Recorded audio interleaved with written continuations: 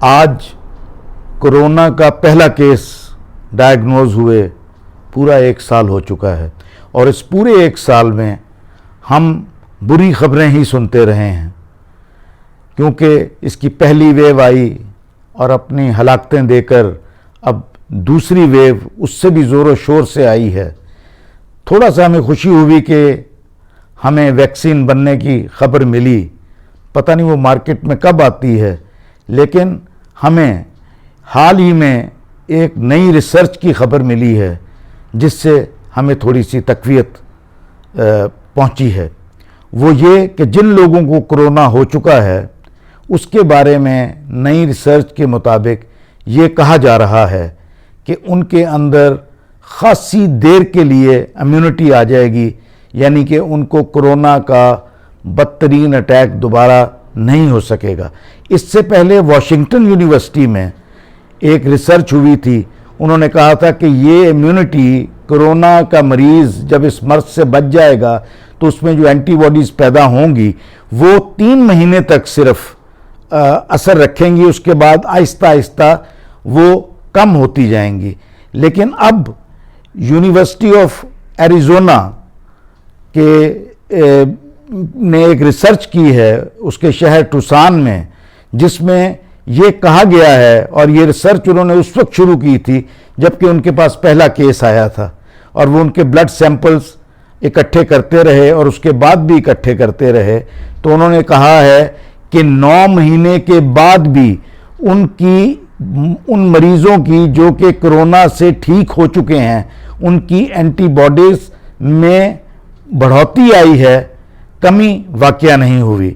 اور جن لوگوں میں کمی بھی واقعہ ہوئی ہے ان لوگوں میں اینٹی باڈیز کے علاوہ بھی مدافعتی اور سیلز ہیں، جیسے کہ بی سیلز ہیں اور ٹی سیلز ہیں، ان کے اندر ایک میموری کریٹ ہو جاتی ہے، اور اس میموری کی وجہ سے جب دوبارہ یہ وائرس جسم میں داخل ہوتا ہے تو اینٹی باڈیز کی فوج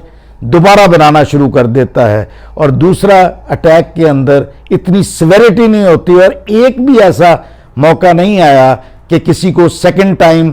اگر اس وائرس نے حملہ کیا ہو اس پر تو وہ ہاسپٹلائز ہوا ہو۔ اور ویسے بھی سیکنڈ ٹائم کرونا ہونا بہت زیادہ ریئر ہے، یہ صرف چند افراد کو ہوا ہے، لیکن بہت ساری کہانیاں اس کے بارے میں